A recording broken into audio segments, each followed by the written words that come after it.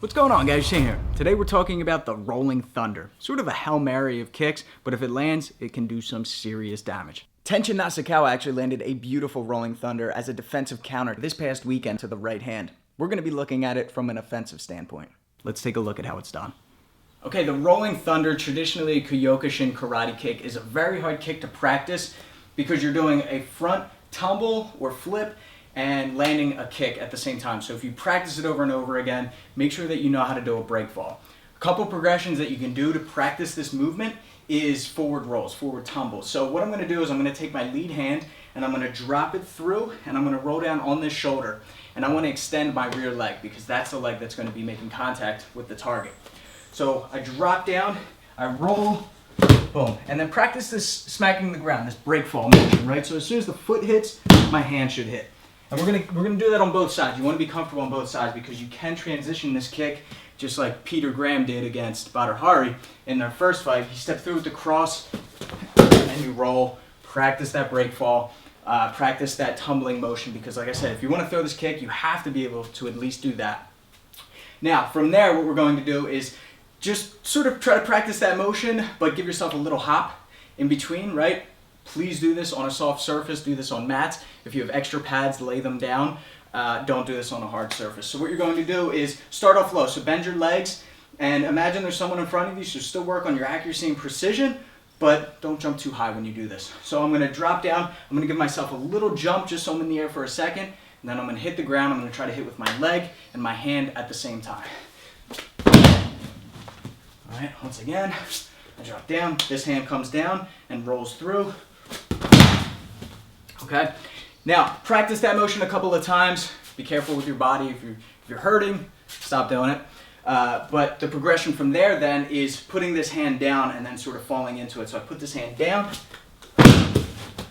All right, once again, I drop down, put this hand down, and then fall into that kick.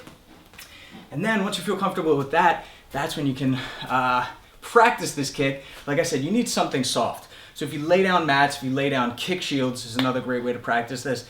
Then practice that full follow-through motion. And then have someone hold out a pad for you so that you can really work your accuracy. So let's talk about some setups for this kick. This one right here can be thrown on its own.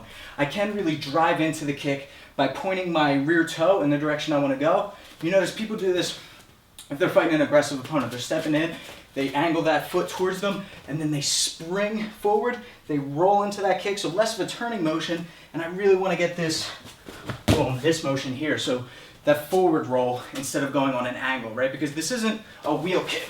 We're not doing this at an angle so much. We're more so coming through the guard, right? So you also want to practice that forward motion too. So here, boom, that's what we're going to be doing ultimately. Just a full jump, a full rotation into that. And then like I mentioned, Peter Graham against Badr Hari in their first fight very much was a Hail Mary kick. He tried it, I believe, multiple times, but it was in the last round that he actually landed it. And he threw a cross, stepped through with the rear leg.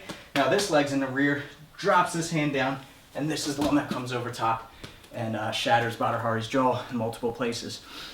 I do not recommend this kick for MMA. The reason why this kick works for kickboxing is because once you go to the ground, the ref is going to get in between you guys and break it up. So in MMA, if you miss, even if you land it, or they partially block it, you're going to be on your back and in a really bad position. So I don't recommend this kick outside of the kickboxing world. Once again, in full. The Rolling Thunder.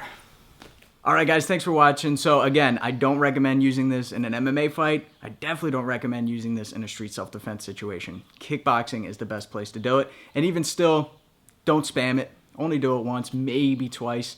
Otherwise, you're kind of seen as that guy that is a bit of a cheater. All right, until next time, I'm Shane with Fight Tips for the Underdogs.